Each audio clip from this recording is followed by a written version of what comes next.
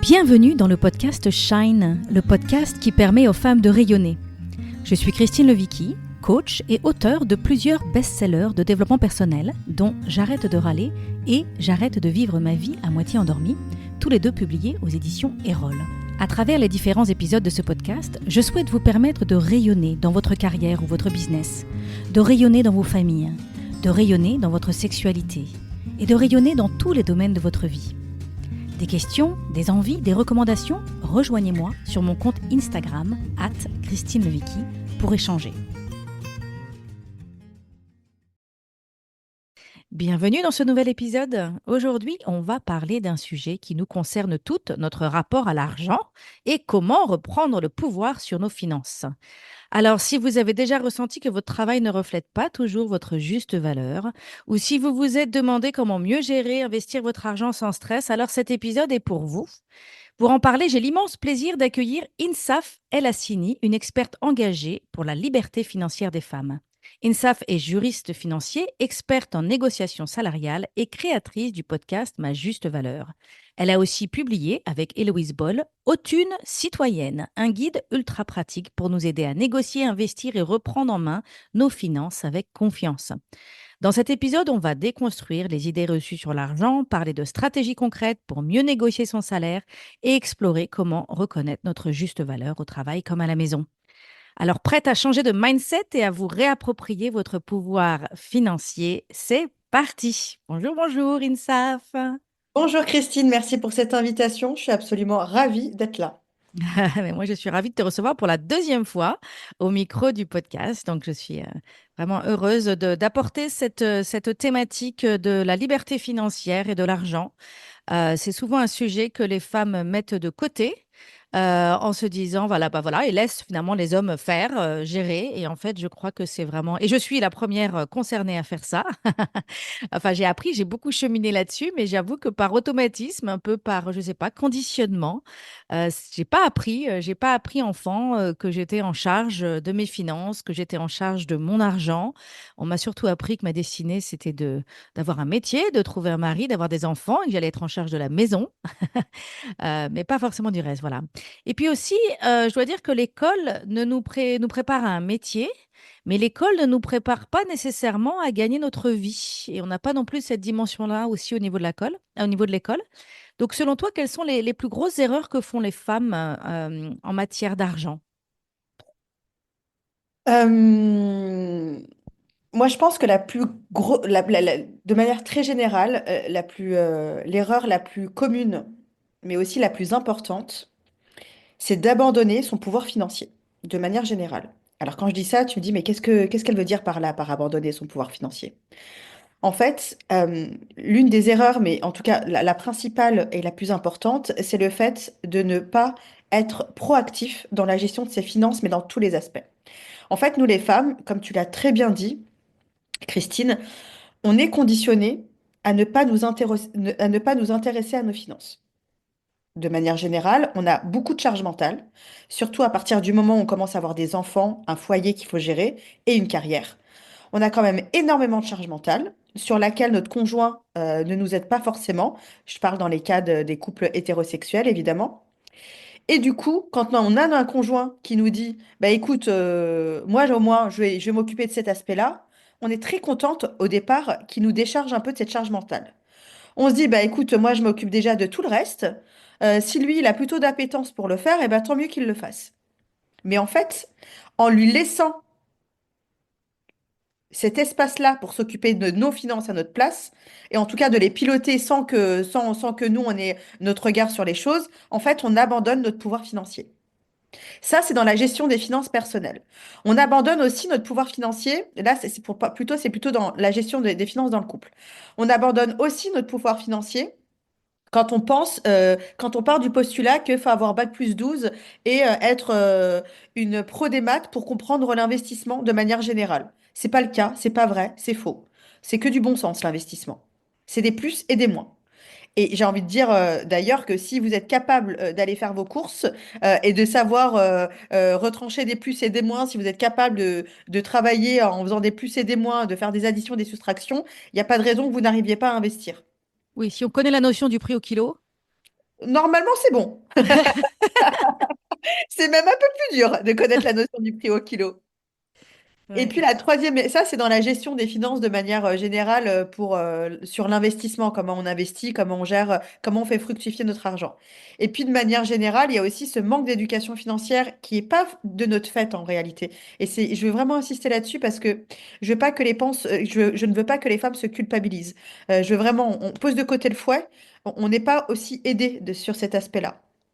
En fait, on part du postulat dans le monde du travail que notre valeur est déterminée par l'employeur, par les grilles de salaire. C'est l'acheteur de nos compétences, de notre expertise et de notre expérience qui doit déterminer le juste prix. Mais c'est faux. Si vous êtes, si vous, et c'est tellement faux que je veux même aller plus loin parce que je donne toujours cette image parce qu'elle est vraiment criante de vérité. Si demain vous mettiez en vente un appartement ou une maison, vous auriez immédiatement le réflexe de faire un benchmark. On fait une étude de marché. Quel est le prix du mètre carré par rapport à notre localisation géographique, par rapport au quartier? Quelles sont les prestations de mon appartement? Est-ce que j'ai un balcon? J'ai pas de balcon? Est-ce que j'ai une maison, très belle maison d'architecte en bord de mer? Ou est-ce que je suis en train de vendre une chambre de bonne au sixième étage sans ascenseur avec toilette sur le palier? C'est pas le même prix. Et Mhm. jamais, au grand jamais, on laisserait l'acheteur arriver, visiter notre maison et décider unilatéralement du prix.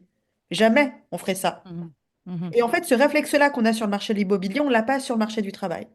Et sur le marché du travail, on arrive, on passe des entretiens et on attend qu'on nous dise quelle est la rémunération qu'on va nous donner. On passe Mhm. des années, j'ai encore discuté avec une femme qui a 44 ans qui m'a dit qu'en 16 ans de carrière, elle n'a jamais négocié son salaire. Elle n'a jamais demandé d'augmentation. Et Mhm. donc, en faisant ça, malheureusement, on abandonne aussi notre pouvoir financier. Et en fait, ces trois aspects-là, sont symptomatiques d'un manque d'éducation financière chez les femmes. Mais c'est pas forcément de leur faute, et c'est là-dessus où moi je veux aussi insister, comme je le disais tout à l'heure. C'est aussi la société qui nous conditionne ainsi. Faut pas oublier qu'une femme qui s'intéresse à l'argent dans notre société patriarcale, c'est douteux et c'est dangereux. Et la Mhm. plupart des femmes. On dit elle a les dents longues, on va un peu la vampiriser. Oui, elle est vénale, dis donc, elle est ambitieuse, elle aime l'argent, et tout de suite, c'est un défaut. Tout de suite, c'est forcément malveillant. Et c'est ça la difficulté. Quand une femme commence à gagner de l'argent, ou qu'elle se saisit d'un sujet d'argent, ou qu'elle commence à vouloir parler d'argent librement, en fait, tout de suite, on la classifie, enfin, ça devient Cruella. Et la Mhm. difficulté, c'est que nous, les femmes, on grandit en se disant, soit je suis Cruella, soit je suis Princesse Sarah. Soit je suis dans cette posture sacrificielle où je suis la Madone qui se sacrifie pour le bien commun de tous, mais du coup, je suis aimée par tout le monde. Soit je suis Cruella et je défends mes intérêts un petit peu trop, et dans ce cas-là, j'écrase tout le monde et je scalpe des petits chiens pour m'en faire un manteau. Et on parle pas de la réalité, c'est qu'il y a quand même une voie du milieu qui est, je suis pas cette princesse Sarah, je suis pas un paillasson sur lequel on va essuyer nos pieds, je suis désolée, mais c'est pas possible. Mais je suis pas non plus Cruella, c'est pas parce que je défends mes intérêts que j'ai envie de scalper des petits enfants. Je suis juste là pour défendre mes intérêts.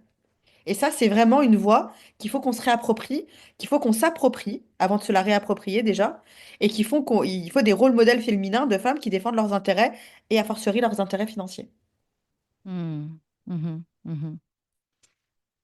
Oui, c'est un vrai sujet. Je ne sais pas exactement à quel moment la construction a commencé à se faire, mais c'est vrai que moi, j'ai souvent eu cette impression que si je m'occupe de l'argent, si je m'inquiète de l'argent, si je m'intéresse à l'argent, mon énergie n'est pas au bon endroit. C'est pas là. Je dois m'occuper des enfants, m'intéresser à ma maison. Voilà, il y a d'autres choses.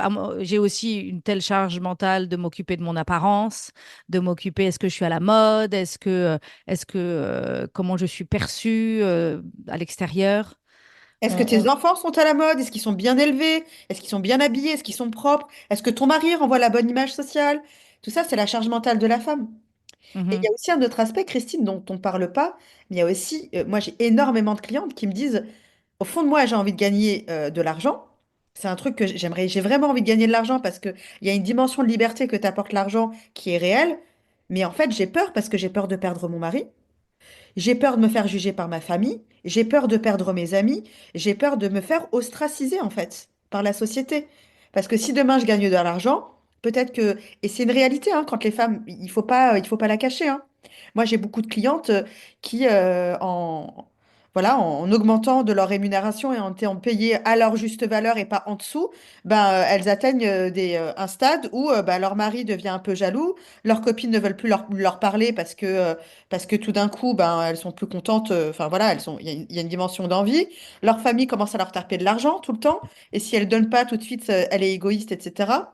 Donc il y a aussi tout un set de problèmes qui vient, ce qu'on appelle des problèmes de riches, qui vient avec le fait de gagner de l'argent auxquelles les femmes préfèrent renoncer spontanément parce qu'elles n'ont pas envie de gérer ça en plus de tout le reste. Mhm, mhm. Je dis souvent, on a une relation conflictuelle avec l'argent, enfin, très ambiguë. C'est on veut de l'argent, mais on juge ceux qui en ont. Ou on est constamment en train de penser au manque d'argent. On a beaucoup, beaucoup notre attention sur le manque d'argent, mais par contre, on culpabilise à s'intéresser à en gagner. On n'a aucun problème à s'intéresser notre peur de manquer à longueur de journée. Ça, c'est pas un problème. Mais s'intéresser à qu'est-ce que je peux faire concrètement pour en gagner plus, quels sont mes leviers d'action, quelles sont les opportunités pour moi de créer plus de valeur ou de recevoir plus de valeur par rapport à ce que je fais, de mieux me positionner en fait dans la société, de me positionner autrement, soit en changeant de boulot, soit en me présentant autrement dans le boulot dans lequel je suis et en demandant une augmentation, voilà. Mais voilà, ça, on culpabilise à s'intéresser à ça, ou en tout cas, on a peur, on a des résistances à s'intéresser à ça. Quelque part, c'est plus facile euh, de vivre dans la peur de manquer. Il y a un certain confort dans cet inconfort. En fait, il y a une véritable relation schizophrénique qu'on entretient avec l'argent. C'est vraiment Mhm, schizophrène, c'est kafkaïen en fait.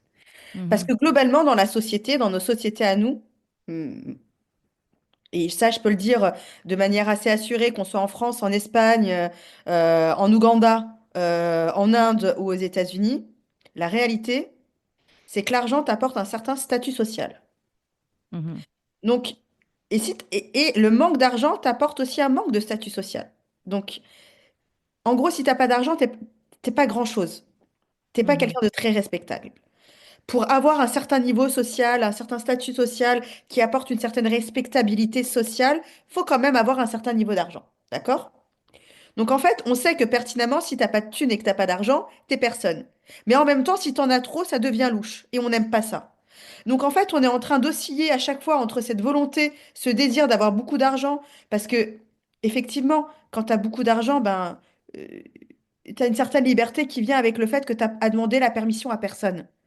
Demain, t'as envie de partir en voyage, tu pars en voyage, t'as pas besoin de demander la permission à qui que ce soit.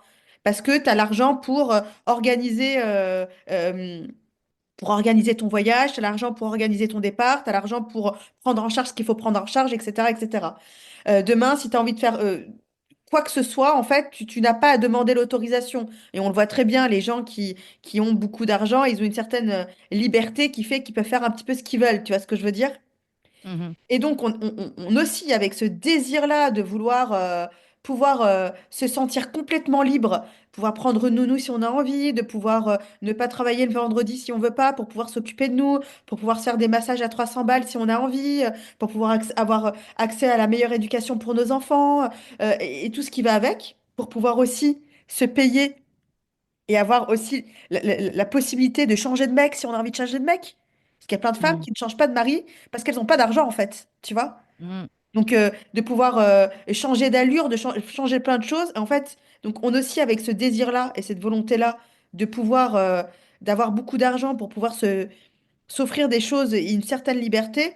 Et en même temps, avec et en même temps, on a peur de tout ce jugement social avec lequel vient le fait de s'occuper de son argent. mhm, Et ce qui est plus vicieux, à mon sens, c'est pas le fait de pas du tout avoir d'argent ou d'en avoir beaucoup. C'est cet entre-deux-là. Parce que quand on n'en a pas, t'en as pas. C'est un sujet, voilà. Ta vie est limitée à te dire, OK, qu'est-ce que je vais bouffer à la fin de la journée? mhm, Tu vois? Tu vis au jour le jour. Dans la pyramide de Maslow, tu es vraiment en bas. Donc, mhm, t'es vraiment tu t'es même pas en train de vivre, tu es en train de survivre. Tout ce qui mhm, t'intéresse, c'est de te dire, est-ce que je vais pouvoir manger demain? Est-ce que mes enfants vont pouvoir manger demain? Puis quand tu es tout en haut, tu as suffisamment d'argent pour faire ce que tu fais, l'argent n'est pas un problème, et donc tu vis ta meilleure vie, entre guillemets.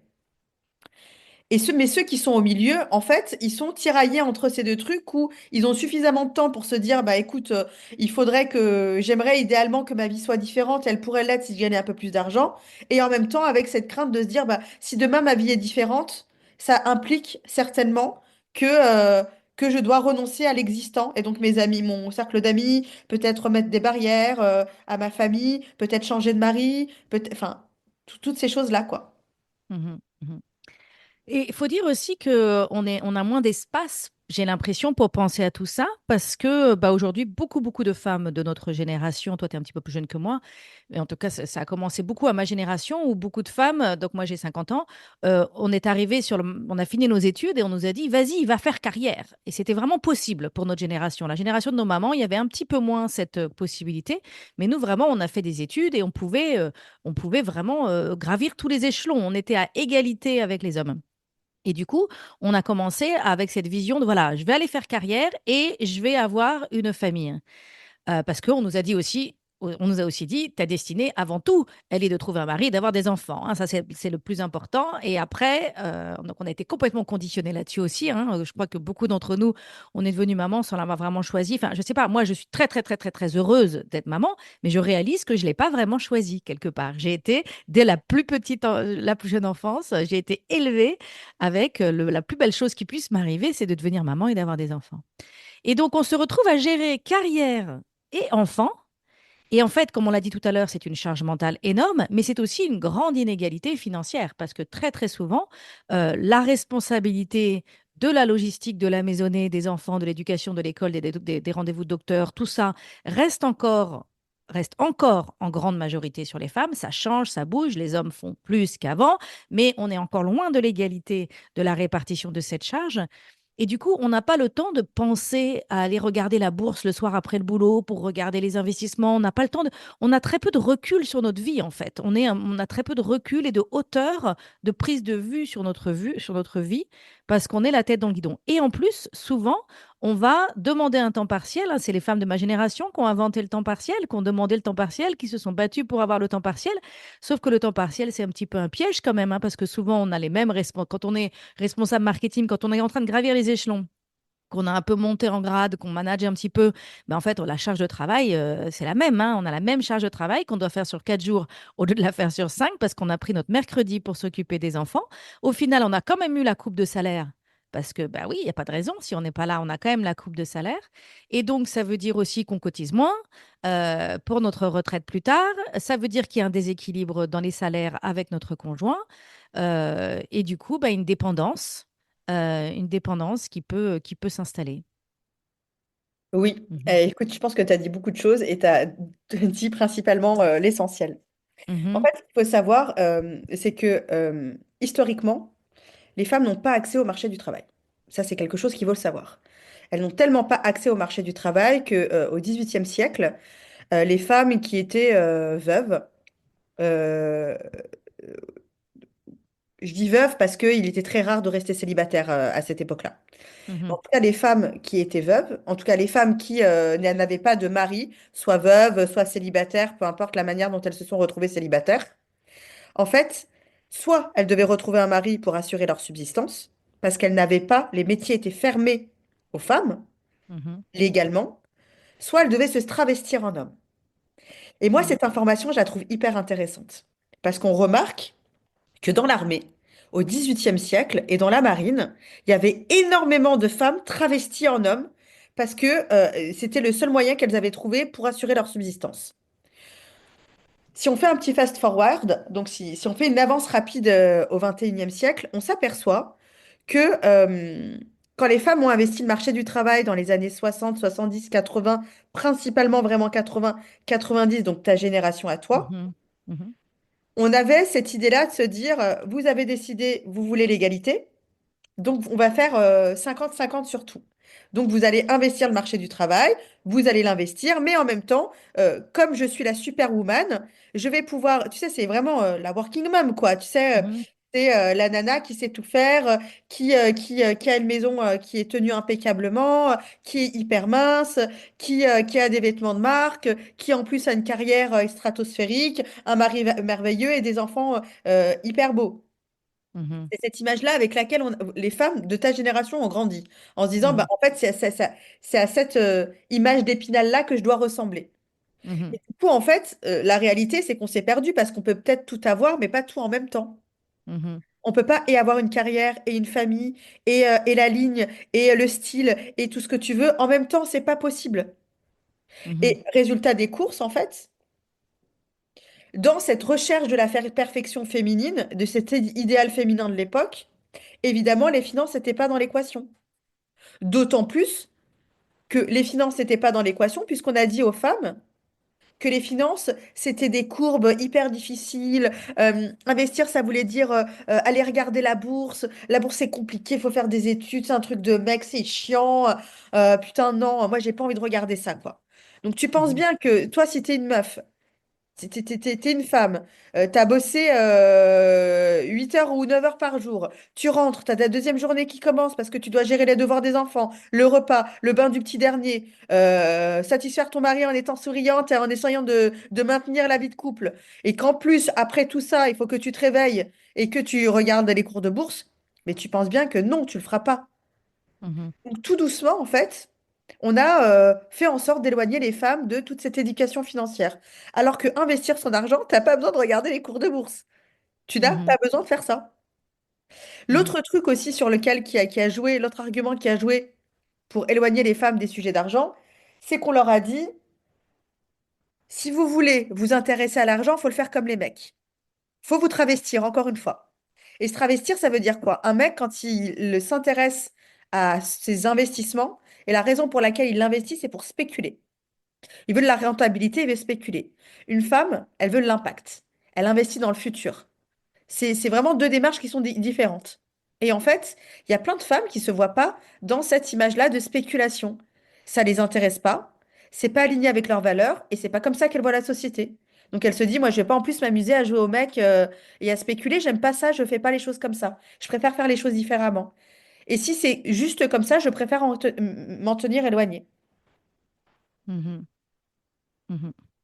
Et du coup, ce que je remarque aussi, c'est que comme beaucoup de femmes, parce qu'elles ont pris en main la charge financière, enfin la charge parentale de s'occuper des enfants, de la maison et tout ça, qu'elles ont peut-être pris un temps partiel. Enfin, en tout cas, la conséquence, c'est que dans beaucoup, beaucoup de couples, c'est pas le cas de tout le monde, hein, mais dans une grande majorité de couples, il y a un écart de salaire entre les hommes et entre l'homme et la femme, et notamment dans les couples où il y a des enfants. Et très souvent, la femme a un salaire qui est inférieur à celui de l'homme, parfois même un salaire qui est considéré comme un salaire d'appoint. C'est le salaire pour faire les courses ou c'est le salaire pour faire voilà, c'est un salaire de complément, c'est pas très très grave. Elle n'a pas besoin de gagner beaucoup plus d'argent parce que le mari, lui, a eu le temps de faire carrière, parce qu'il a pu rentrer à 8 heures du boulot, parce qu'il a pu partir de bonne heure, il a pu partir en déplacement professionnel pendant 3 jours et la femme est restée à la maison, s'occuper des enfants, gérer tout le monde. Du coup, lui, comme il s'est investi, il s'est montré investi auprès de son employeur, il a été promu, il a développé sa carrière, il est grandi. Et ça, c'est toute une contribution que la femme a fait au mariage, à son mari, en fait. C'est du travail invisible, non rémunéré, qui a permis au mari de développer sa posture et ses revenus financiers. Et du coup, comme il y a cet écart, souvent, la femme ne se sent pas légitime de prendre des décisions ou de décider qu'est-ce qu'on fait de l'argent. Et d'ailleurs, elle ne se sent pas du tout maître, elle ne pense pas que c'est son argent. Elle a même parfois de la culpabilité de pas suffisamment gagner. Et donc, comme elle ne gagne pas suffisamment, elle n'a rien à dire euh, vraiment sur qu'est-ce qu'on fait de cet argent. Et souvent, elle culpabilise à demander de l'argent. Moi, je sais que je suis coach, je fais des programmes de coaching et je coach des femmes. Et donc, par exemple, une femme veut s'inscrire dans un programme de coaching qui va l'aider dans son développement, qui va l'aider à mieux se connaître, qui va l'aider à développer sa confiance en elle. Et elle me dit, ah ben, il faut que je demande à mon mari si je peux dépenser l'argent. Et ça, c'est lié à cette inégalité je culpabilise de pas apporter autant d'argent que mon mari, et donc je me sens, enfin, c'est dingue cette culpabilité quand même, alors qu'en fait, ça fait des années qu'on contribue au développement de la carrière de notre conjoint. En fait, le mécanisme que tu expliques là, Christine, c'est un mécanisme de pouvoir dans le couple. Mhm, Et c'est quelque chose qui se fait de manière très insidieuse. En fait, on ne donne pas suffisamment de crédit au pouvoir financier. Parce qu'on part du postulat qu'au départ, ben, quand on aime, on compte pas. On part du postulat qu'au départ, bah voilà, on aime, on compte pas, on s'en fiche, moi je gagne moins que lui il gagne plus que moi. Et puis, on est aussi conditionné à être attiré par des mecs qui gagnent plus que nous. Voilà, Mhm. ça fait partie un peu de la stature du mâle viril, blablabla. On va nous protéger, c'est un peu désirer un peu le patriarcat, quoi. On est conditionné pour ça. On est conditionné pour désirer ces types de personnalités-là, de mecs-là, un peu le mâle alpha. C'est aussi un instinct. C'est aussi un instinct. On se dit, ah bah, il prendra, si moi je veux avoir des enfants avec cet homme, il arrivera à prendre soin de nous. Pas forcément, moi j'ai jamais eu cet instinct, j'ai jamais été très attirée par les mecs alpha. Ça m'a jamais Mhm, vraiment attirée. Je mhm. pense qu'il y a une partie d'instinct où on cherche une espèce de protection, une sécurité certainement émotionnelle, affective, financière d'un certain côté, mais je pense qu'il y a aussi beaucoup de conditionnement qui fait que certains profils d'hommes vont devenir désirables. C'est clairement le Chuck Bass dans Gossip Girl, et c'est des profils d'hommes toxiques en plus. C'est clairement le Harvey Specter dans Suits, c'est clairement, enfin C'est voilà, les, c'est les hommes qui ont des choses. Alors, soit ils ont de l'argent, soit ils ont du pouvoir, soit ils ont de l'influence, soit ils ont du look. Quand je suis à côté de lui, I look good. Voilà. Soit ils ont des muscles, soit ils ont des choses. mais dans tous les cas, à chaque fois, c'est des attributs de virilité qu'on recherche. En fait, on est Mhm, conditionné pour chercher des attributs de virilité. Les muscles, c'est des attributs de mhm, virilité. mhm, Le pouvoir, c'est le prolongement de la sexualité. C'est un attribut de virilité. L'argent, pareil. Enfin, voilà, c'est tout. À chaque fois, bon, c'est des choses où on est quand même, et ça, je pense que c'est important de le dire, on est quand même conditionné pour être attiré par des mecs qui sont flamboyants de virilité. mhm. Tout ça pour dire que je me rappelle plus de ta question du départ, Christine. J'étais en train d'expliquer toute l'inégalité dans le couple et du fait Ah que les voilà. femmes n'osent pas demander de l'argent, qu'elles soutiennent la carrière de leur mari et en même temps, du coup, résultat de ça, elles ne gagnent pas assez et du coup, elles se sentent un peu enfermées à ne pas avoir de pouvoir sur cet argent. Et du coup, c'est vrai qu'on attend. Et du coup, le schéma aussi social, c'est plutôt tu te mets en couple avec un mec qui gagne plus que toi, de la même manière que l'image d'Épinal, c'est d'être en couple avec un mec plus grand de taille que toi, tu vois? Mhm, mhm, Donc, c'est vraiment, voilà, le schéma traditionnel avec lequel on a été élevé, c'est que la femme est l'accessoire du principal pour mhm, résumer tout ça. Nous mhm, sommes l'accessoire du principal. Le principal, c'est l'homme. Nous sommes l'accessoire. Les femmes, au départ, on a commencé à les instruire, non pas parce qu'on voulait qu'elles soient indépendantes, mais parce qu'on voulait qu'elles ne fassent pas honte à leur mari et que, justement, au contraire, elles participent à développer leur carrière en ayant des oui, fonctions. elle puisse faire la conversation pendant les dîners. Voilà, c'est un peu le syndrome Jackie Kennedy, tu vois. Elle fait pas, elle est suffisamment intelligente et brillante pour être intéressante, mais jamais elle ne fait pas d'ombre à son mari qui est Jack Kennedy. Tu vois ce que je veux dire? Donc Mhm, c'est un peu ça. C'est un peu Madame l'ambassadrice, la femme de mhm, l'ambassadeur. Bref. mhm, En tout cas, les femmes vont spontanément, si elles ne déconstruisent pas tous ces schémas-là, elles vont spontanément se piéger elles-mêmes, parce que du coup, elles vont prendre à leur charge des choses qui au départ n'étaient pas à leur charge, mais elles vont spontanément les prendre parce que conditionnement, tout ce qu'on vient de dire. Et puis, petit à petit, elles se retrouvent à être moins, avoir une source de revenus qui est soit un salaire d'un point, soit pas aussi important que celui de leur mari. Et résultat des courses, elles vont se sentir un peu comme vivre au crochet de leur mari. Et c'est pour ça qu'elles mhm, disent, bah, c'est lui qui a le pouvoir financier, donc c'est lui qui décide. C'est lui qui décide où on va, c'est lui qui décide où on part en vacances, c'est lui qui décide si on a une maison ou un appartement, c'est lui qui a la décision finale en réalité, à la fin. mhm, Mais ce qu'elles oublient, et parce qu'on leur fait bien oublier aussi, c'est qu'en fait, comme le dit l'adage, derrière chaque grand homme, il y a une femme. Et pour vous donner une image que moi je donne très souvent, dans Le Seigneur des Anneaux, Frodon, il ferait pas grand-chose sans Sam. mhm, Et le vrai héros, c'est pas Frodon. Le vrai héros, c'est Sam. mhm, Et pareil, dans, dans vos couples, les vrais héros, c'est pas ceux qui sont en représentation et qui font les choses faciles. Parce que aller en déplacement professionnel, se consacrer à sa carrière, c'est facile, hein. Gérer des tantrums de trois gamins de 3 ans, c'est moins facile. mhm, Gérer le jugement parce que t'es pas coiffé, t'es pas maquillé, que t'as pas eu le temps d'aller t'épiler des autres mamans ou des autres personnes du quartier ou du parc, c'est pas facile non plus. C'est mhm, facile de mettre un costume et d'aller bosser. mhm, Par contre, gérer la maison, gérer les repas, gérer la famille, être responsable de l'éducation des enfants, parce que tu es responsable aussi quand ton fils fait un tantrum. Tu es mhm, responsable s'il ne réussit pas très bien à l'école. Et puis, tu sais, c'est de se dire, bah, j'apporte pas suffisamment d'argent. à la maisonnée. Donc en fait, le ménage, c'est moi qui vais le faire. Et Mhm. puis, les devoirs, c'est moi qui vais les faire.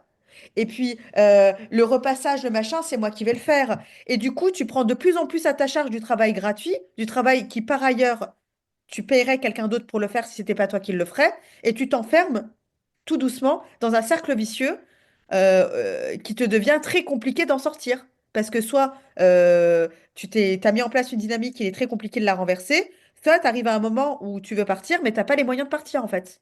Mhm. Mhm. Donc, il est crucial que les femmes prennent en main leur sécurité financière. Il est crucial et moi je dirais même que c'est une question de survie en fait. Il faut vite bien que les femmes comprennent que si elles veulent être complètement libres, il faut qu'elles soient libres financièrement. Ça ne veut pas dire gagner 10 000 € par mois.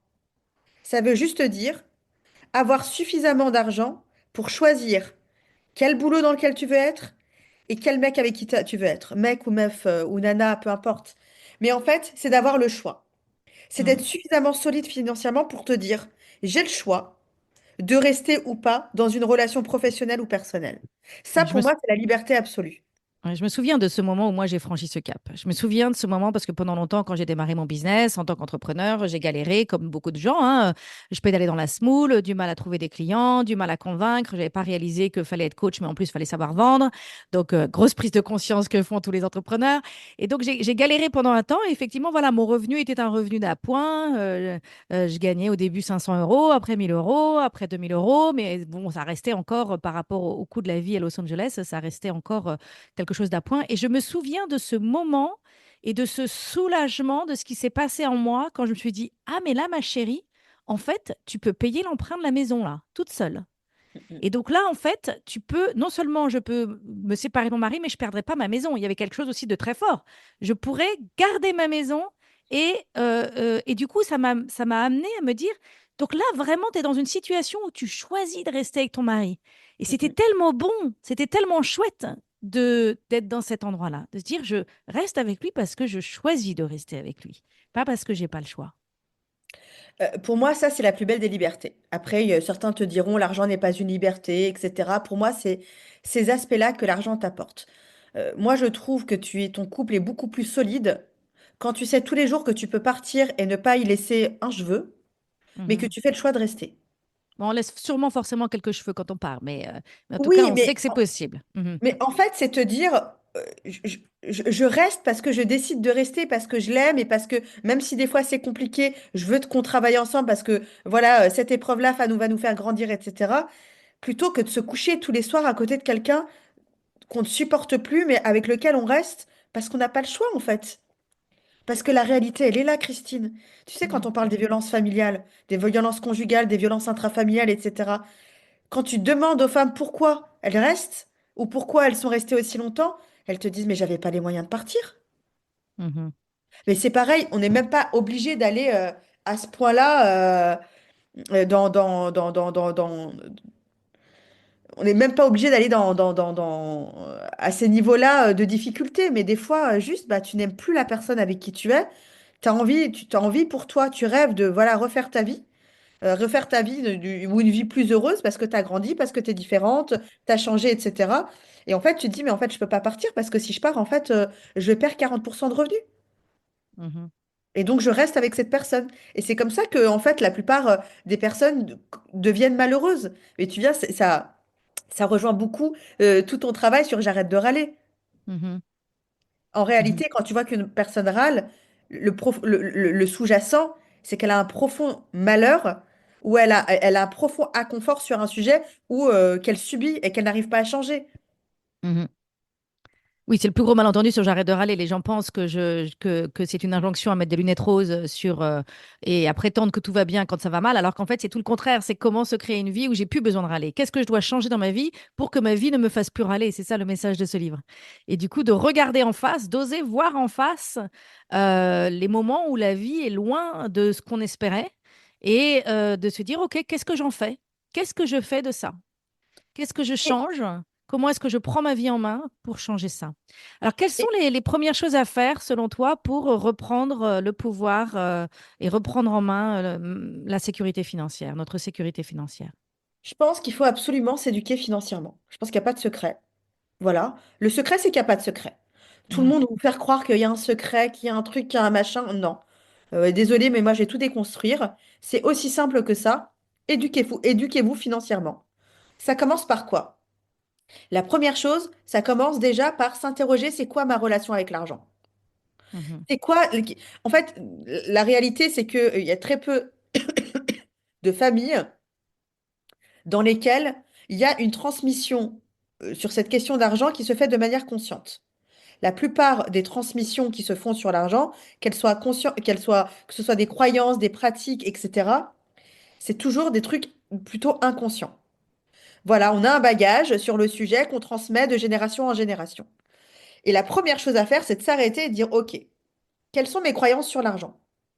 Est-ce que mes croyances sont que les riches, c'est des méchants? Est-ce que ma croyance, c'est qu'il faut travailler très dur pour gagner beaucoup d'argent? Est-ce que ma croyance, c'est que si tu as de l'argent, bah, finalement, tu seras pas aimé? Est-ce que tu vas perdre l'amour de tes proches? C'est quoi? Est-ce que ma croyance, c'est si tu as de l'argent, tu es enfin libre et tu vas pouvoir enfin choisir ta vie? Quelle est ma croyance sur l'argent? mhm, Une fois que tu t'es interrogé sur cette croyance, tu essaies de comprendre pourquoi on t'a filé cette croyance-là. Tu fais un mhm, travail d'introspection. mhm, Une fois que tu as identifié quelles sont tes croyances sur l'argent, tu t'interroges, est-ce que ça me sert ou ça me sert pas? mhm, Est-ce que ça me sert de croire qu'il faut travailler comme une bête de somme pour gagner sa vie ou pas? Est-ce que ça te sert au final? Non, ça te sert pas. mhm. Est-ce que ça te sert de dire que les riches sont des salauds? Non, ça te sert pas de dire que les riches sont des salauds. Est-ce que Oui, ça te puisque sert? j'ai une retraite que je fais tous les ans dans le sud de la France et qui parle de la thématique de l'argent. Et ce que j'explique, c'est que la relation qu'on a avec l'argent, c'est aussi quelque part la relation qu'on a avec la vie. De remarquer aussi que cette croyance et se reflète non seulement dans notre porte-monnaie, mais se reflète aussi dans la manière dont on rentre en relation avec l'abondance de la vie, avec toute l'énergie de la vie en général aussi. Donc il y a aussi des conséquences dans le porte-monnaie, mais aussi sur comment on se positionne dans notre vie.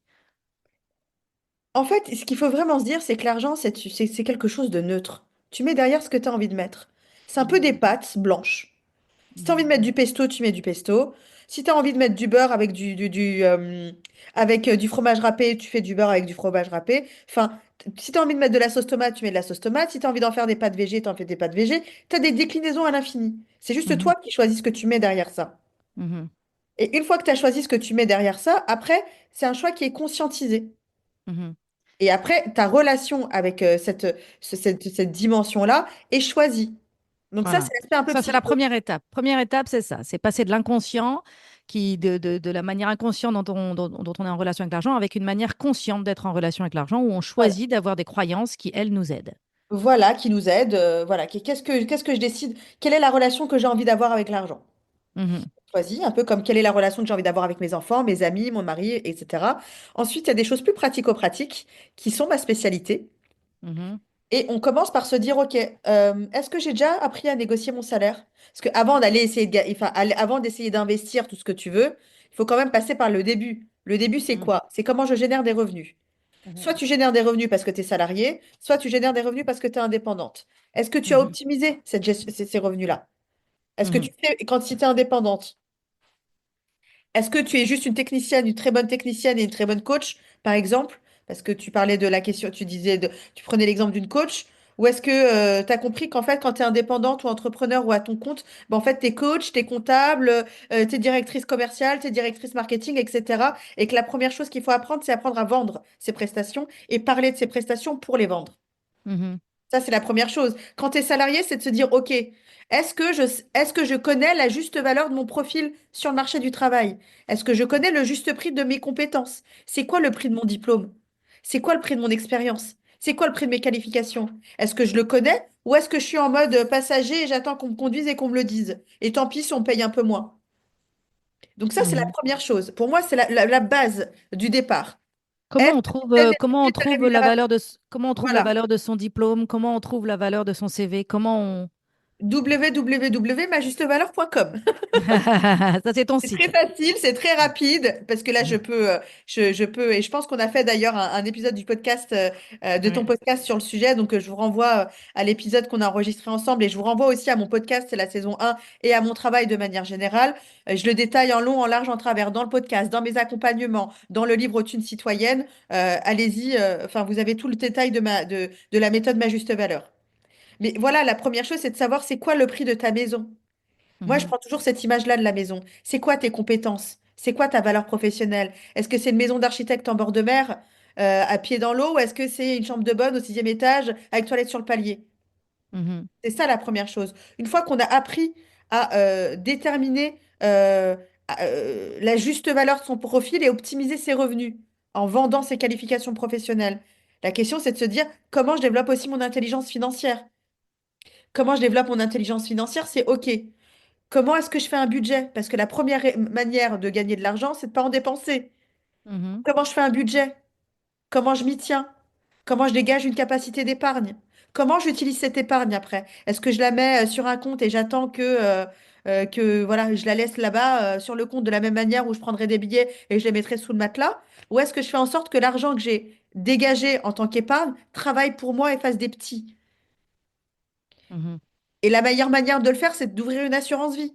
Tu ouvres une mhm, assurance vie, risque moyen, c'est piloté, bim bam boum, tous les mois tu mets 100 euros, 50 euros, 3000 € en fonction de ta capacité, et puis tu laisses, c'est de l'épargne. Tu peux aussi mhm, acheter ta résidence principale, c'est une épargne qui est forcée. mhm, Et après, ta résidence principale, ça devient vraiment un actif. Et l'autre chose aussi, c'est comment je monétise mes compétences. Tu vois? Si tu es quelqu'un qui est super bon en marketing, tu as un job salarié, tu as un peu de temps devant toi, parce que soit tu arrives à t'en dégager, soit parce que tes enfants sont grands, etc., fais du consulting. Monétise toutes ces compétences-là que tu as. mhm, Enfin, voilà, il y a différentes manières Déjà, la première chose, c'est s'éduquer financièrement en apprenant à déterminer la juste valeur de ses compétences, comment les monétiser, comment négocier un salaire juste, un tarif juste, etc. Comment faire un budget, comment investir, sans passer par des courbes très compliquées de la bourse, hein. T'as pas besoin de tout ça. Ça, c'est l'investissement en mode papa et grand-père. On n'en est plus à ça. Et après, c'est comment tu développes aussi ton intelligence financière. mhm. Évidemment, tu te fais accompagner. Tu te fais accompagner par moi, tu te fais accompagner par Héloïse Boll, tu te fais accompagner par d'autres personnes qui te semblent pertinentes, mais en tout cas, tu investis en toi-même et en ton éducation. C'est ça la première chose à faire. Mhm. Ah, ça, c'est intéressant. J'avais un échange récemment comme ça par rapport à ça. Je remarque que les femmes ont beaucoup de mal à investir dans leur éducation, notamment si elles ont ce déséquilibre financier dans leur couple. Elles ont du mal à demander, elles ressentent le besoin de demander la permission à leur conjoint pour s'éduquer. Alors, pour s'éduquer ou se former ou voilà, se faire accompagner sur quelque chose, il y a une culpabilité autour de ça. Alors qu'on ne se pose pas la question quand il s'agit de financer les études des enfants. Mais Quand on il ne se pose s'agit pas la de... question non plus que s'il s'agit d'apprendre l'espagnol. Tu vois? Voilà. Mhm. En fait, il y a il y a une dimension qui est différente avec l'argent. C'est pour ça que quand tu m'as posé la question, je t'ai dit le premier aspect qu'il faut, la première chose à faire, c'est une introspection. Mhm. Tu vois, tu n'aurais aucun problème à dire, si disons, et mettons l'hypothèse, tu n'as pas vraiment les moyens ou voilà, tu as besoin de demander la permission pour pouvoir faire une dépense. Tu n'aurais aucun problème à dire, ben voilà, j'ai envie de dépenser tel argent parce que j'ai envie d'apprendre l'espagnol, parce que dans 2 ans, on va faire un voyage en Espagne, où on prévoit se- d'aller vivre en Espagne, et voilà, il faut qu'on ait quelqu'un sur place qui puisse parler la langue. Mhm. Ça s'inscrit dans un projet. Mais Mhm. quand il s'agit d'argent, on a des difficultés, tu vois? Mhm. Pourquoi? Parce que c'est aussi très lié à ton estime de soi, la confiance Oui, en soi, etc. voilà. Si tu commences à t'intéresser à l'argent, peut-être que tu vas gagner confiance en toi. Donc peut-être que tu auras plus d'estime de toi-même. Donc potentiellement tu vas changer. Et qui dit changement, dit si moi je change, peut-être que l'existant ne me conviendra plus. Peut-être Mhm. que si je change, mon mec ne me conviendra plus. Peut-être que cet appartement-là me conviendra plus. Peut-être que cette vie ne me conviendra plus. Peut-être que la relation avec mes enfants ne me conviendra plus. Celle avec mes parents et mes amis. Et en fait, ça fait trop d'un coup. Donc on préfère se dire, oh non, non. Moi, je suis pas vénale, je fais pas ça pour l'argent. Moi, j'ai d'autres Voilà. considérations. Voilà. Et on s'occupe et on retourne s'occuper des autres. C'est Et plus facile. c'est plus facile. Sauf que ce qu'on perd, c'est notre liberté. Oui, et ce qu'on perd, c'est notre liberté. Et puis au-delà de tout ça, ce que tu perds, je pense que au-delà de perdre ta liberté, je pense que c'est un gâchis phénoménal en fait. On Mm. n'a qu'une vie. Autant qu'on vive notre putain de meilleure vie, quoi. Et puis de l'argent, il y en a plein. On a aussi souvent cette croyance Oui. qu'il n'y en a pas assez de l'argent, que si on en gagne plus, les autres en auront moins. Alors que ça, c'est pas vrai du tout. De l'argent, il y en a plein, plein, plein, plein, plein qui circulent tout le temps. Il est temps qu'on apprenne à aller se servir. Il est temps qu'on apprenne à Exactement. comprendre comment aller se servir dans ce buffet financier. Qui est illimité en plus. Parce qu'en plus, Mhm, c'est un jeu qui est tellement grisant. À mhm, partir du moment où tu comprends le jeu de l'argent, tu te dis, ah bah j'atteins le premier niveau, le deuxième niveau, le troisième niveau.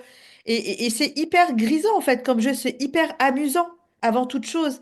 Et puis n'oublions pas qu'on vit quand même dans un monde qui est complètement en burn-out, pour reprendre tes termes, Christine, mhm, et que un peu d'énergie féminine là-dedans ne ferait de mal à personne. mhm. Oui, Un peu d'énergie un féminine peu de là-dedans femmes ne qui ferait de mal prennent à de personne. l'argent, voilà. Mhm. L'argent dans les mains des femmes, euh, enfin voilà, ça pourrait être sympa aussi d'avoir des projets impact, de remettre les choses, l'essentiel au centre de notre contrat social, etc., etc. Mhm, mhm. Alors, il y a aussi, on a parlé du salariat, on a parlé de négocier ses salaires, d'apprendre à connaître sa juste valeur, d'apprendre à rentrer sur le marché de l'emploi en étant clair sur quelle est la valeur de mes compétences, d'oser demander, peut-être on peut parler de ça, de oser demander une augmentation. Comment ça se fait que les femmes n'osent pas demander d'augmentation? Quelle est la situation par rapport à ça? Je pense que la réalité, c'est qu'il y a beaucoup de femmes qui demandent des augmentations, c'est juste qu'elles sont pas aussi audibles que les hommes et qu'on les envoie chier, en fait. D'accord. Pour parler très sincèrement. En fait, tu vois, moi, je pense qu'effectivement, tu as des femmes qui n'osent pas demander des augmentations. Je pense qu'il y a des femmes qui demandent, mais qui se voient opposer des fins de non-recevoir systématiques. Voilà. Elles demandent et on leur dit non, elles disent ah bon, bah ok. Voilà, c'est ça. Et la simple et bonne raison, c'est parce qu'elles n'ont pas appris à demander pour obtenir. Encore une fois, c'est quelque chose qui s'apprend. Tu sais, c'est comme les gens qui me disent, non, mais moi, je suis une mauvaise en négociation. Qu'est-ce qui a dit ça? Qui a décrété que toi, tu serais mauvaise en négociation? Non, mais j'ai essayé deux, trois fois, j'y suis pas arrivée. Ok. Ben, moi, j'ai essayé de monter à cheval deux, trois fois, on m'a jamais appris, du coup, je suis tombée et j'ai jamais voulu remonter à cheval. En revanche, si on m'avait appris, je pense que je serais une très, très bonne cavalière. Mhm. Et en fait, c'est ça. La première chose, tu vois, c'est cette fausse croyance de croire que euh, cette compétence-là, c'est quelque chose qui est distribué à la naissance, un peu comme la couleur des yeux. Soit tu nais avec les yeux bleus, soit tu nais avec les yeux marrons, soit tu nais avec les yeux verts, mais c'est pas quelque chose qui s'apprend. La négociation, c'est une compétence qui s'apprend. Demander pour obtenir, c'est une compétence qui s'apprend. C'est ce que Mhm. j'appelle le langage de l'entreprise. Est-ce que tu parles le langage de l'entreprise? Si Mhm. oui, c'est formidable. Si tu ne le parles pas, bah oui, on va t'opposer une fin de non-recevoir. Est-ce que tu t'es formé à la question? Est-ce que tu as mis en place une stratégie de négociation? Est-ce que tu es parti voir les décisionnaires ou est-ce que tu vas voir les exécutants? Enfin, voilà. Est-ce que tout ça s'inscrit dans une démarche qui est mûrie, réfléchie et préparée? Ou est-ce que juste ça t'a pris comme une envie de pisser? Tu t'es dit, bon, bah, je suis rentrée dans le bureau de mon manager, je lui ai dit, bah écoute, il me faut une augmentation parce que tu comprends, j'ai beaucoup travaillé. Il m'a dit non. Et puis après, je suis partie à mon bureau. Mhm. Oui, et puis après, oui. Puis après, on rentre chez soi et puis on se dit, ah, de toute façon, je suis déjà bien heureuse d'avoir ma maison, mes enfants, tout va bien. Et puis voilà, on retourne. Le lendemain, on retourne au boulot comme si de rien n'était. Voilà, ou on se dit, bah écoute, de toute façon, c'est pas moi qui décide, il a raison, une augmentation, ça se mérite, peut-être que je travaille pas suffisamment. Non, pas du tout, c'est pas sur ces considérations-là, personnelles, que se donne une augmentation. Les augmentations se distribuent sur des considérations factuelles et rationnelles. Est-ce que ton travail à date est payé au juste prix? Si oui, super, sinon tu as le droit à une augmentation. Est-ce que ta contribution est supérieure à ta rémunération? Oui, alors tu mérites une augmentation. C'est vraiment, et ça, en fait, si tu le sais pas, si on te l'apprend pas, tu ne peux pas le savoir. Et c'est en ça Mhm. que, tu vois, pour moi, le savoir, c'est le pouvoir. Et c'est en ça aussi que je pense que jusqu'ici, on nous a maintenus dans l'ignorance parce que c'était confortable pour tout le monde au final. Mhm. Parce que des femmes qui ne savent pas négocier leur rémunération, des femmes qui ne savent pas déterminer le juste prix de leurs compétences, de leur expertise et de leur expérience sur le marché de l'emploi, bah, c'est des femmes qui ne mentent pas. C'est des femmes qu'on peut gaslighter assez facilement. C'est des femmes qu'on Oui, peut manipuler. Elles sont oui. ignorantes. On peut leur dire ce qu'on veut. Elles vont nous Mhm. croire. Mhm. Mhm. Oui. C'est pour ça qu'il est indispensable de se former. Formez-vous. N'y allez pas toute seule. De la même manière que vous avez appris à marcher, que vous avez appris à parler, à faire du vélo, formez-vous. C'est des compétences qui s'apprennent. Avoir Mhm, confiance en soi, c'est une compétence. Ça vient pas mhm, naturellement. mhm, mhm. Il y a aussi beaucoup de femmes qui écoutent ce podcast qui sont entrepreneuses ou qui rêvent de devenir entrepreneuses, hein, des femmes qui ont parfois plus de 40 ans ou enfin, dans cette phase de vie où elles ont acquis des compétences et maintenant elles veulent faire une transition. Est-ce que tu aurais des conseils ou des recommandations sur comment gérer financièrement cette transition? Oui, j'en ai beaucoup. Alors déjà, je pense qu'il faut être très patiente avec vous-même et arrêter d'être sévère avec vous-même. Un business, ça décolle jamais en 3 mois. Mhm. Il Ou faut plutôt 3 trois, ans. 4 ans, voilà, pour que ça Mhm. décolle. On est d'accord? On a toutes les deux vécu ça, hein? Mhm. Veni, vidi, vici, comme on dirait. Mhm. Que soyez patiente envers vous-même, surtout, et mettez en place des bonnes actions. Mettre en place des bonnes actions, c'est arrêter de penser, dans un premier temps, que vos tarifs, il faut les fixer au doigt mouillé. Non, une politique tarifaire, ça se construit. Et ça se construit intelligemment. Quelle est votre cible? Quel est votre niveau de rentabilité? À quel moment, quand vous pratiquez tel ou tel prix, vous devenez rentable? À quel moment vous arrêtez de vendre votre temps et vous vendez votre expertise? Toutes ces choses-là. Arrêtez de penser aussi que plus vous allez tirer vos prix vers le bas et plus vous allez avoir de clients. C'est pas vrai. Plus vous allez tirer vos prix vers le bas et plus vous allez attirer des prédateurs économiques qui sont là Mhm. pour en profiter parce qu'ils sont conscients de votre vulnérabilité. Vos prix sont la vitrine de votre savoir-faire. Et de la Mhm. même manière qu'un sac Chanel, ça ne se vendra jamais 5 euros, et que ce qui Mhm. se vend à 5 euros, c'est du Shine, qui est d'une qualité pourrie, disons-le, très mauvais Mhm. d'un point de vue écologique en plus, social, tout ce que tu veux. Et ben voilà, quand tu veux la qualité du Chanel, ben tu mets, enfin, c'est du coût humain, il y a une certaine il y a une certaine qualité, il y a un savoir-faire, etc. que tu payes. De la même manière que vous, si vous avez une expertise particulière, ça se paye. Et Mhm. encore une fois, il n'y a pas de secret, mesdames. Le secret, c'est qu'il n'y a pas de secret. Les personnes qui sont à l'aise à vendre leurs services, c'est parce qu'elles ont appris à vendre.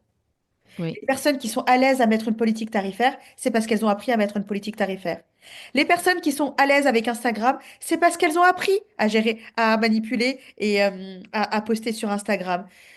Arrêtez, et la plus grande leçon, moi, que l'entrepreneuriat m'a appris, c'est que tout est possible parce que tout s'apprend, même Mhm. l'argent. Mhm. Mhm. Oui, c'est un très, très, très, très, très bon conseil. Et c'est vrai que quand on démarre et qu'on ne gagne pas d'argent et qu'on culpabilise de ne pas gagner d'argent, du coup, on se dit qu'on ne peut pas investir pour se faire former, pour se former, pour se faire accompagner. Et donc, de donner ce message à ces femmes qui se lancent ou ces femmes qui démarrent dans l'entrepreneuriat, de vraiment budgéter un budget formation qui dans les premières années, peut vous sembler énorme, en fait. Mais c'est vraiment l'investissement. Beaucoup de femmes que j'accompagne montent des entreprises qui sont des entreprises de services. Et donc, bah, il n'y a pas besoin d'acheter un bâtiment, il n'y a pas besoin d'acheter un magasin, d'acheter des murs, il n'y a pas besoin de faire cet investissement d'immobilier pour ouvrir le magasin. Par contre, il y a besoin de se former. Et donc, c'est des Et même, sommes conséquentes pour se former. et même, j'irai plus loin. Moi, je déconseille à une femme de se lancer dans l'entrepreneuriat si elle ne s'est pas formée, parce que sinon, c'est la chronique d'un échec annoncé, en fait. Si tu te lances dans l'entrepreneuriat alors que t'as pas été formé à mettre en place une politique tarifaire, à vendre tes services, à être un peu chef d'orchestre au départ, à gérer le marketing, à parler de si t'es pas à l'aise, tu sais, moi, j'ai plein de clientes qui me disent, non, mais INSAF, moi, j'aime pas, je suis pas à l'aise, je suis pas à l'aise à vendre. Oui, je vais déléguer. Je vais trouver quelqu'un qui va faire pour moi. Bah, si t'es pas à l'aise à vendre, en fait, il faut pas être entrepreneur, hein, parce qu'un Mhm. entrepreneur ne fait que vendre. Oui, mais par contre, quand tu dis il faut pas qu'ils se lancent s'ils n'ont pas fait ça, moi je me suis lancée et je me suis formée. Moi je dis faut pas se lancer si vous n'êtes pas prête à vous former. Il faut être prête à se former, mais il y a aussi beaucoup, on peut pas se former à tout, donc c'est intéressant pour moi de se lancer d'abord, enfin de repérer un peu, d'y aller et après de se dire ok de quoi vraiment j'ai besoin. Mais effectivement, clairement la vente, ça c'est sûr, le marketing, la vente, l'argent, ce sont des choses qu'il va falloir apprendre, ça c'est obligatoire. Mais parfois il faut quitter son job avant pour avoir enfin voilà, faut gérer la transition. En tout cas, faut prévoir dans les que ça va mettre 3 ans pour décoller et que dans ces 3 ans, c'est pas juste je suis 3 ans chez moi à attendre que ça décolle. C'est je me forme, j'apprends et je mets en pratique tout ce que j'apprends. Je deviens la meilleure élève de toutes les formations que je suis et je mets tout en pratique de ce que j'apprends. Et là, bah, voilà, au bout de 3 ans, ça décolle. Oui, et puis il y a un certain socle aussi. Moi, ce que j'aime beaucoup dans l'entrepreneuriat, c'est que de toute façon, si tu veux grandir, il faut te former constamment. Mhm, Et t'es dans une approche qui est très enthousiasmante parce que finalement, tu es dans la découverte et dans l'apprentissage constant. Et la mhm, version de toi-même qui a débuté est plus du tout la version de toi-même 3 ans plus tard. Et t'as pas aussi les mêmes appétences et les mêmes besoins de formation, etc., etc. Mais oui, il faut se former tout le temps. Mais ceci étant, je pense que pour peut-être toutes celles qui fantasment un peu l'entrepreneuriat, j'ai quand même envie de leur dire, avant de vous lancer, si vous avez la possibilité de faire les petites formations de base, une petite formation en comptabilité, juste pour mhm, savoir, bon, bah voilà, c'est quoi un poste de crédit, c'est quoi un poste de dépense, la colonne crédit, la colonne débit, juste pour comprendre un petit peu, savoir un petit peu comment vous allez facturer, etc., comment vous allez vendre une mini-formation avant. Ça, c'est vraiment pour moi un prérequis. Après, les choses se font chemin faisant. Et tout est un mhm, work in progress de toute manière. Mais, voilà, pas penser qu'en se lançant dans l'entrepreneuriat, un univers super beau va s'ouvrir à vous. C'est plutôt la jungle, l'entrepreneuriat. mhm, mhm, mhm. Oui, oui. Je dis, on sort de l'autoroute du salariat pour arriver sur un terrain vague et toutes les directions sont possibles, mais il faut choisir laquelle et il faut tracer sa route. Et Exactement. voilà, exactement. Bon, on arrive à la fin de cet épisode. Insaf, est-ce qu'il y aurait un mot de la fin, justement, quelque chose peut-être qu'on n'aurait pas dit, un conseil pour ces femmes qui écoutent le podcast Shine et qui souhaiteraient vraiment en 2025 améliorer leur relation à l'argent? J'aimerais vous dire que l'argent n'attend que vous, mesdames. Et le plus beau cadeau que vous pouvez faire à vous-même, c'est de vous sécuriser financièrement. Mais c'est aussi le plus beau cadeau que vous pouvez faire à vos filles, Mhm, à vos cousines, à la prochaine génération de femmes. Parce qu'en fait, elles ont besoin de voir des femmes puissantes financièrement qui sont normales et qui tombent pas dans l'écueil d'être Cruella ou je ne sais quelle horrible figure. Et mhm, donc, en fait, c'est un peu notre rôle à nous de pouvoir, voilà, désacraliser ce truc-là, le dédiaboliser surtout et s'emparer de l'argent. Je pense que le monde aussi a besoin que les femmes gagnent plus d'argent. Parce que mhm, l'argent et le pouvoir, c'est quand même, argent, influence, pouvoir, c'est quand même des notions qui sont très liées l'une à l'autre. Et en fait, mhm, aujourd'hui, on a plus que jamais besoin que les femmes reprennent leur place et leur juste place dans la société. Et ça passe aussi par le pouvoir économique. On le voit très bien, hein. Aujourd'hui, on le voit, Elon Musk a un pouvoir économique assez astronomique. Il a mhm, une place dans le gouvernement d'une des plus grandes puissances mondiales. Donc, mhm.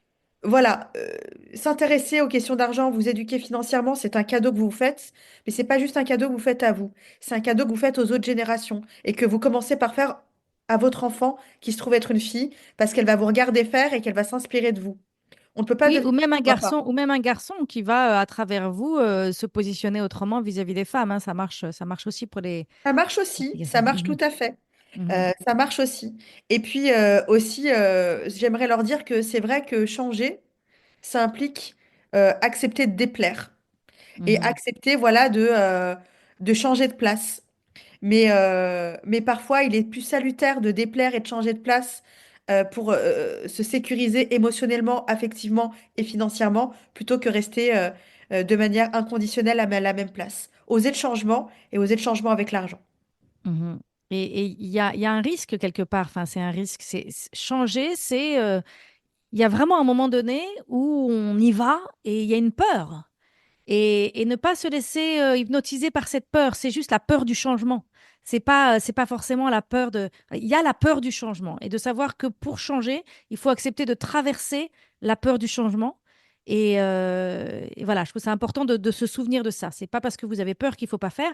Parfois, justement, ce qui nous rend, ce qui nous rend, fait qu'on vit nos vies à moitié endormies. Dans mon livre, J'arrête de vivre ma vie à moitié endormie, c'est qu'en fait, rien ne change, on stagne, on vit toujours la même vie, c'est toujours la même chose, la même chose, la même chose, avec son lot de joie, de choses pour lesquelles on a de la gratitude, et son lot d'insatisfaction.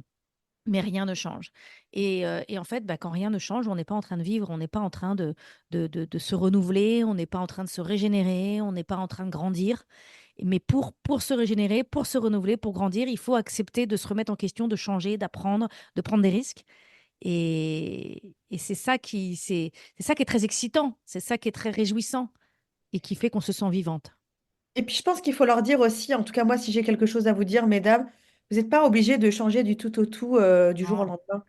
Vous pouvez y aller par étapes, vous pouvez y aller par baby steps, comme on dit, des Mhm, petits pas, des micro-pas. C'est OK, c'est OK. Prenez votre temps, mais faites quand même un pas en avant. Et si c'est un micro-pas, c'est pas grave.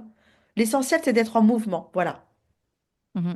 Et aussi de savoir que vous n'êtes pas obligé d'être seul. Il y a vraiment quelque chose de très, très, très puissant que je remarque quand les femmes se soutiennent entre elles, quand elles avancent ensemble. Il y a quelque chose de très, très fort.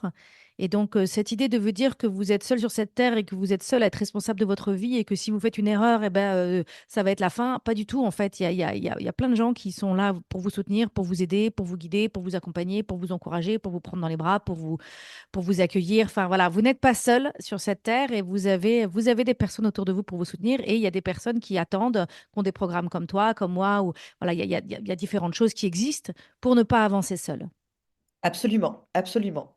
Voilà, Et il y a tout un crew de femmes puissantes financièrement qui n'attendent, qui ont les bras ouverts et qui ne vous attendent que vous pour les rejoindre. voilà, tout à fait. Tout à fait. Merci, merci beaucoup, Insaf. Merci d'avoir accepté mon invitation pour cette conversation passionnante sur ce sujet si important qu'est l'argent. Merci à toi, Christine. À bientôt. Si tu aimes ce podcast et que tu veux m'encourager à continuer, je t'invite à mettre 5 étoiles à partir de ton téléphone sur Apple Podcast ou sur ta plateforme préférée. Tu peux aussi partager l'épisode que tu viens d'écouter avec ton entourage si tu penses que cela pourrait les intéresser. En attendant, je te dis à bientôt pour un nouvel épisode.